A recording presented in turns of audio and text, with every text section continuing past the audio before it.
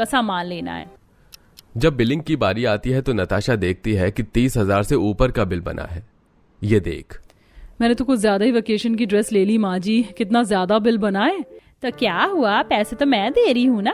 अब वेकेशन पर जाएंगे तो थोड़ी ना घर के सारे कपड़े पहन कर जाएंगे, फिक्र मत कर। मैं तो अभी भी कह रही हूँ कुछ और पसंद हो तो वो भी देख ले। अपनी अमीर बहू की वेकेशन की ड्रेस की शॉपिंग करवाने के बाद अब उर्मिला अपनी गरीब बहू को लेकर एक छोटी सी कपड़ों की दुकान पर आती है, जहां सिर्फ कॉटन के सूट और साड़ियां ही थी। भाई साहब थोड़े हल्के सूट और साड़ियाँ दिखाइए ना, और हाँ थोड़े सस्ते दामों में। अरे भाई, इससे हल्की साड़ी और सूट नहीं है हमारी दुकान पर, 200 रुपए की साड़ी है। अब इससे कम और क्या ही दूं मैं आपको। माँ जी, आपने नताशा को तो वेकेशन के लिए इतनी यूनिक और वेस्टर्न ड्रेस दिलाई है, लेकिन आप मुझे ये साड़ी और सूट दिलवा रही है। इन्हें पहनकर मैं वेकेशंस पर कैसे जाऊंगी? बहू, जितना तेरा बजट है ना उसमें तो यही सब आएगा। और किसने कहा कि मैं तुझे दिला रही हूँ? तू खुद जो पैसे लाई है ना उससे ये सब लेगी, इसलिए मैं तुझे इस दुकान पर लेकर आई हूँ। अगर वहाँ मॉल से दिलाती तो तेरी काफी बेइज्जती होती। चल अब जल्दी से जो साड़ी और सूट पसंद आ रहा है वो ले ले।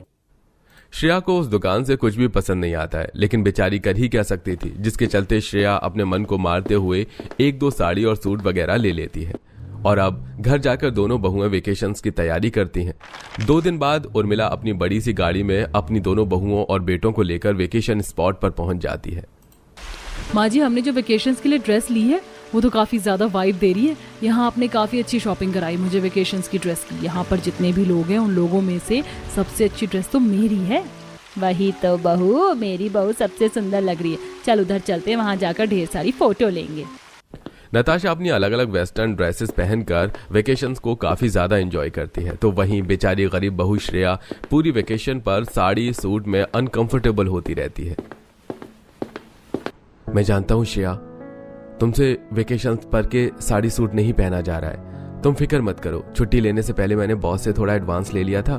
यहीं पास में एक कपड़ों की दुकान है, तो मेरे साथ चलो, मैं तुम्हें कुछ कपड़े दिला देता हूँ। थोड़े सस्ते ही सही, लेकिन विनोद श्रेया को थोड़े कंफर्टेबल कपड़े दिलवाता है, जिसे पहनकर अब श्रेया भी इस वेकेशंस को एंजॉय कर पाती है। और ऐसे ही 1-2 दिन गुजर जाते हैं। नताशा पीछे से लॉन्ग और आगे से एक शॉर्ट ड्रेस पहनकर नदी के पास फोटो क्लिक कर रही होती है कि तभी गलती से नताशा का पैर अपनी ड्रेस में आता है और वो नदी में डूबने लगती है। कोई बचाओ मुझे, बचाओ, मुझे तैरना नहीं आता। माँ जी बचाइए मुझे। अरे कोई मेरी